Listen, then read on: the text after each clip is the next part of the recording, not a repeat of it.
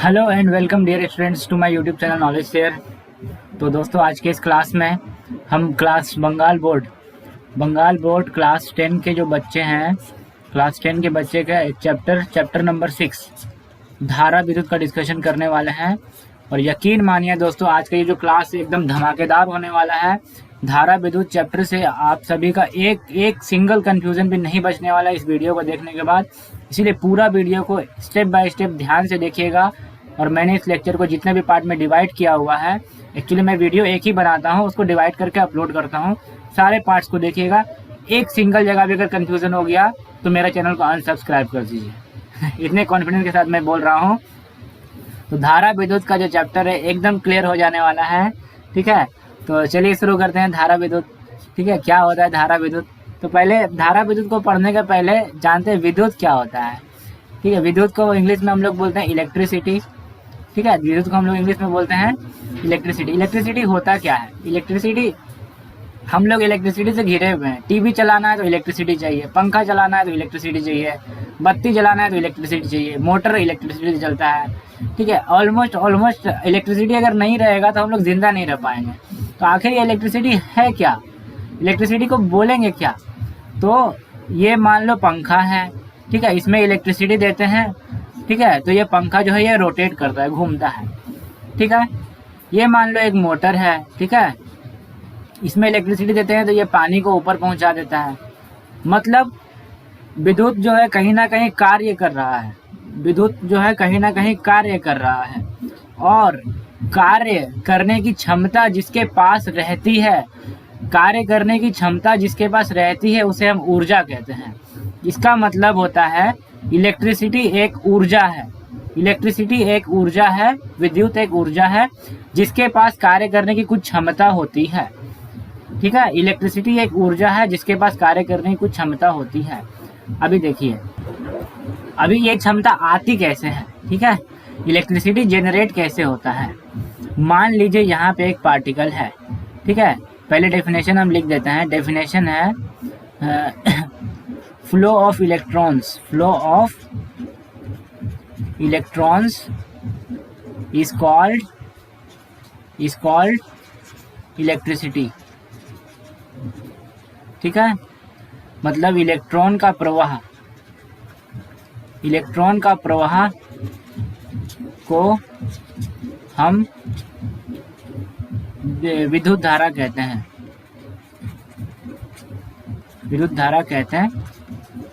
ठीक है, लेकिन एक और बात ध्यान देना है। धारा मतलब इलेक्ट्रिसिटी, मान लो यहाँ पे एक पोल है और यहाँ पे एक पोल है, उसमें बहुत सारा तार बंधा हुआ रहता है, 3-4 तार रहता है। हम लोग बोलते हैं कि उसमें से इलेक्ट्रिसिटी जा रहा है। एक्चुअली से उसमें इलेक्ट्रिसिटी नहीं जा रहा है, उसमें इलेक्ट्रॉन्स जा रहा है। ठीक है, अगर मान लो ना इलेक्ट्रॉन्स उस डायरेक्शन में जा रहा है, इलेक्ट्रॉन्स जो है उस डायरेक्शन में जा रहा है, तो हम लोग बोलेंगे धारा जो है वो उल्टा डायरेक्शन में जा रहा है। तो धारा का प्रवाह, फ्लो ऑफ करंट, हमेशा इलेक्ट्रॉन का प्रवाह का उल्टा दिशा में होता है। एग्जामिनेशन में क्वेश्चन आ जाता है, गवर्नमेंट एग्जामिनेशन में। ठीक है, द डायरेक्शन ऑफ करंट। ठीक है, धारा का प्रवाह किधर होता है? तो लिखना है 1 नंबर इलेक्ट्रॉन का विपरीत दिशा में होता है। इलेक्ट्रॉन का विपरीत दिशा में होता है।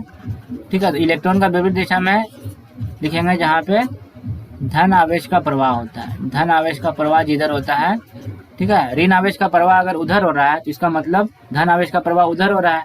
तो धन आवेश का प्रवाह जिधर हो रहा है उधर इलेक्ट्रिसिटी का प्रवाह होता है। अभी एकदम डीपली में समझते हैं इलेक्ट्रिसिटी जनरेट कैसे होता है और ये फ्लो क्यों करता है। इलेक्ट्रिसिटी जनरेट कैसे होता है और ये फ्लो क्यों करता है। ठीक है, तो यहाँ पे हेडिंग करते हैं। ठीक है, इलेक्ट्रिसिटी, ठीक है, या फिर विद्युत जनरेट कैसे होता है। ठीक है, इलेक्ट्रिसिटी जनरेट कैसे होता है। ठीक है, जैसे मान लो कि एक पदार्थ है। क्या ये एक पदार्थ है? पदार्थ में इलेक्ट्रॉन होता है, प्रोटॉन होता है और न्यूट्रॉन होता है। इलेक्ट्रॉन में नेगेटिव चार्ज होता है, प्रोटॉन में पॉजिटिव चार्ज होता है, न्यूट्रॉन में नो चार्ज, इसमें कोई भी चार्ज नहीं होता। यहाँ तक क्लियर है? दुनिया का कोई भी पदार्थ 3 स्मॉल पार्टिकल्स, 3 कण से मिलकर बना हुआ रहता है। इलेक्ट्रॉन, प्रोटॉन और न्यूट्रॉन।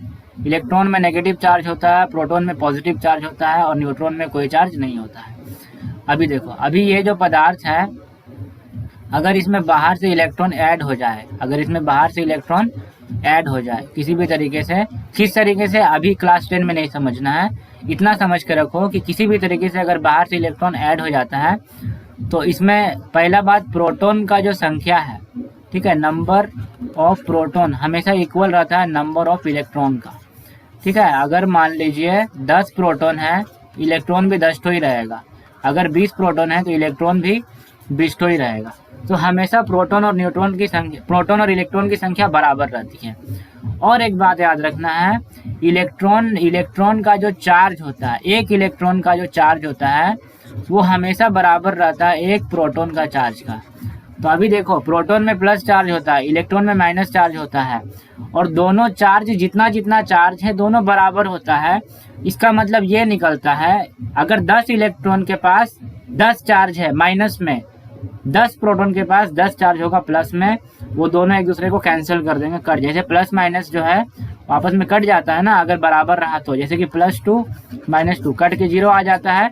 उसी तरह इलेक्ट्रॉन में जितना चार्ज होता है प्रोटॉन में उतना ही चार्ज होता है, और वो भी आपस में कट के पूरा इलेक्ट्रॉन में कितना चार्ज, पूरा पदार्थ में कितना चार्ज होता है, 0 चार्ज होता है। पूरा का पूरा जो अणु होता है, पदार्थ का जो अणु होता है उसमें कितना चार्ज होता है, 0 चार्ज होता है, और पदार्थ न्यूट्रल रहता है। ठीक है, अभी अगर बाहर से इसमें इलेक्ट्रॉन आ जाएगा तो इसमें क्या होगा, इलेक्ट्रॉन की बढ़ोतरी हो जाएगी, इलेक्ट्रॉन की बढ़ोतरी हो जाएगी। तो अगर इलेक्ट्रॉन आ जाता है या फिर वो पदार्थ जो है वो इलेक्ट्रॉन को ग्रहण कर लेता है, तो वो पदार्थ कैसा हो जाता है, वो पदार्थ ऋणात्मक हो जाता है। कैसा हो जाता है, ऋणात्मक चार्ज वाला। कैसा हो जाता है, ऋणात्मक चार्ज वाला। ठीक है, ऋणात्मक चार्ज वाला। और अगर मान लो उस पदार्थ में इलेक्ट्रॉन बाहर चला जाता है, अगर उस पदार्थ में इलेक्ट्रॉन जो है वो बाहर चला जाता है, तो वो पदार्थ क्या हो जाएगा, इलेक्ट्रॉन कम गया ना। तो इलेक्ट्रॉन अगर कम गया तो प्रोटॉन, पहले जितना इलेक्ट्रॉन था उतना प्रोटॉन था, अभी इलेक्ट्रॉन चला गया तो इलेक्ट्रॉन का लेवल नीचे चला गया, तो बचा कौन, प्रोटॉन अभी ज़्यादा में है। प्रोटॉन अगर ज़्यादा है तो उसमें कौन सा चार्ज आ जाएगा, पॉजिटिव चार्ज आ जाएगा। ठीक है, कंघी को जब हम लोग सर में घसते हैं और छोटा छोटा कागज के पास ले जाते हैं तो उसको अट्रैक्ट कर लेता है। कैसे कर लेता है, क्योंकि कंघी को जब हम सर पे घसते हैं इलेक्ट्रॉन्स जो है उससे निकल जाते हैं, तो वो जो है वो पॉजिटिव चार्ज हो जाता है, इसीलिए वो कागज के टुकड़ों को आकर्षित कर लेता है। जिस भी चीज़ में चार्ज होगा दुनिया में, वो सभी चीज़ें जिसमें चार्ज होगा, ठीक है, दुनिया में वो सभी चीज़ें जिसमें चार्ज होगा वो दूसरों को अट्रैक्ट अपनी ओर करेगा। ठीक है, तो नेगेटिव चार्ज कैसे बन जाता है समझ में आ गया, और पॉजिटिव चार्ज कैसे बनता है वो समझ में आ गया। ठीक, यहाँ तक बातें क्लियर है।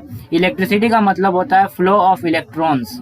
ठीक है, इलेक्ट्रॉनों के प्रवाह को हम लोग इलेक्ट्रिसिटी बोलते हैं, लेकिन इलेक्ट्रिसिटी का प्रवाह जो होता है वो इलेक्ट्रॉन जिस दिशा में जा रहा है उसका उल्टा दिशा में होता है। इलेक्ट्रॉन अगर इधर जा रहा है, इसका मतलब इलेक्ट्रिसिटी भी इधर नहीं जा रहा है, इलेक्ट्रिसिटी उल्टा दिशा में जा रहा है। ठीक है, दूसरा, इलेक्ट्रिसिटी प्रवाह क्यों होता है उसको समझने के लिए हमने दो चीज़ों को समझा।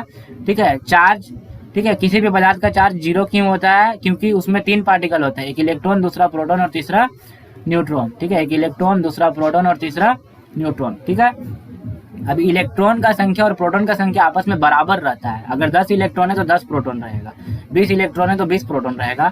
और इलेक्ट्रॉन में जितना नेगेटिव चार्ज रहता है, एक एक प्रोटॉन में उतना ही पॉजिटिव चार्ज रहता है, इसीलिए दोनों एक दूसरे को कैंसिल करके 0 पे ला देते हैं। इसीलिए पदार्थ जो है वो हमेशा न्यूट्रल रहता है, पदार्थ में कोई चार्ज नहीं रहता है। अभी आपका सवाल आएगा कि न्यूट्रॉन का क्या काम है। न्यूट्रॉन का कोई काम नहीं है, क्योंकि इसमें चार्ज रहता ही नहीं है।